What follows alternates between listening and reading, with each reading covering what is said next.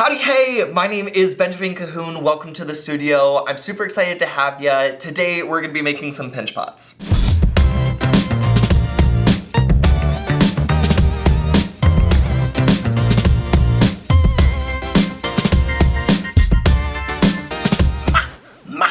One of the things that I love so much about ceramics is when you're learning, it's really about just learning to put a bunch of tools in your toolkit. And then as you learn those tools, you learn how to combine them in different ways, and that's how we make everything that we see on Etsy and Pinterest. The basic building blocks of ceramics really are pinch pots, coils, slabs, and wheel thrown forms. A couple other mixed in there too. No matter how complicated the sculpture or teapot is, you can really distill it down into these smaller forms. So that's why it's really important to dedicate some time at the beginning to really master our forms like pinch pots. This is gonna be a really easy one to get started with, y'all. We just need our clay and we need our fingies. I also have a wee cup of water and a scoring tool, but those we'll get into later. When working with pinch pots, you can really choose any amount of clay that you want, but we're gonna get started with something that just fits easily inside of my hand.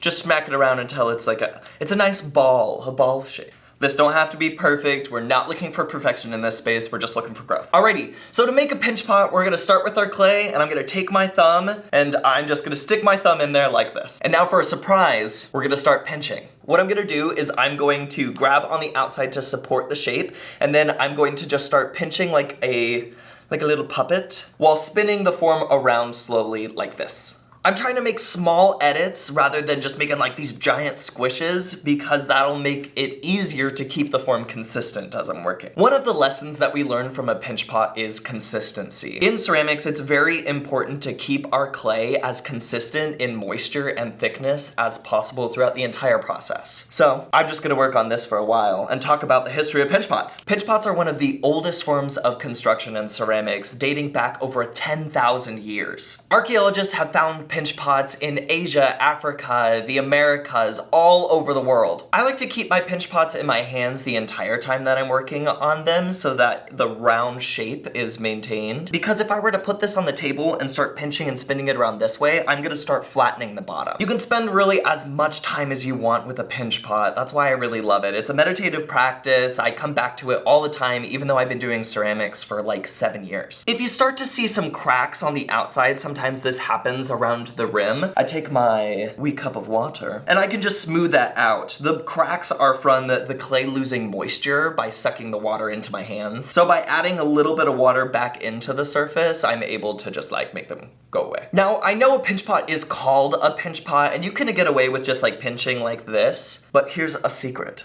If you slide your fingers like this, you're gonna move the clay way more easily. So sometimes I slide by pulling my thumb up towards the rim, and sometimes I slide by pulling my thumb towards the index finger. Now, I know that I want my pinch pot to be a planter, so I'm gonna teach you how to add some little legs to it to make it all cute. In order to make tripod legs for my pinch pot, I'm just gonna roll out a coil.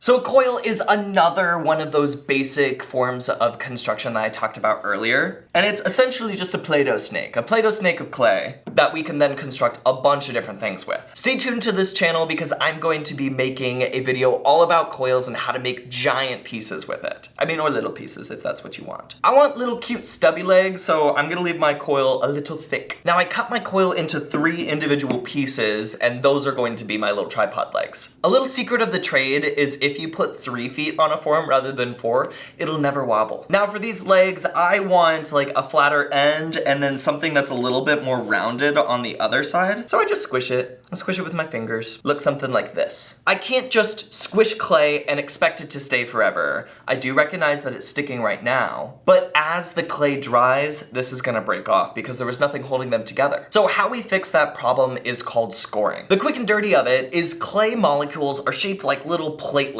or frisbees. They stack up on each other like this, laying flat against each other. That's why when there's water in between the platelets, they slide easy like this. Because the platelets are all stacked flat, if I were to stick clay on top of itself like this, there's nothing holding them together when the water goes away. So what we do is we rough up the surface by scoring. Scoring creates a type of Velcro surface that makes these platelets stand on edge like this. When I have two scored edges, they kind of mesh together and create a tighter bond. So how I rough up the clay is I take a scoring tool, but you can also just use like a pencil, a fork, or a needle tool. I know I want my leg to stick right here, so I scored both of these. Next thing I need to do is add just a tiny bit of water. This is gonna act as a binding agent or glue to help it stick together. Now pay attention here, it's very complex and scientific. I am going to wiggle squish this into place. Very technical term in which I both wiggle and squish at the same time. Now this attachment isn't gonna go anywhere as it goes through the firing process. Do not just stick clay to clay, it ain't gonna stay. Now I'm gonna do this for the other legs. Score, score, a little bit of water, and wiggle squish. Become friends with this process because it's gonna stay with you the entire time you work with clay. When I'm attaching legs, I need to be sure to support the piece from the inside, or else I'm just gonna like punch a little divot into it and then it's gonna be funky. I'm gonna set it on the table, see that it stands. Wow, what a handsome gentleman. And that's that. Remember to poke a drainage hole if you're making it a planter. I have a little stamp here that I'm gonna use to add texture to the outside of my form. Again, supporting from the inside, I'm just gonna do some little stampy stamps. Repetition is gonna be your friend when using texture because it's gonna create more visual interest. That is a principle of design. If you are just getting started with ceramics, I am so excited and proud of you. You're about to trek up on an amazing journey, and it all starts with a pinch pot. I wanna see all of the incredible things that you're going to do with pinch pots. So if you make a pinch pot and you post about it, use hashtag Benjamin taught me and I'll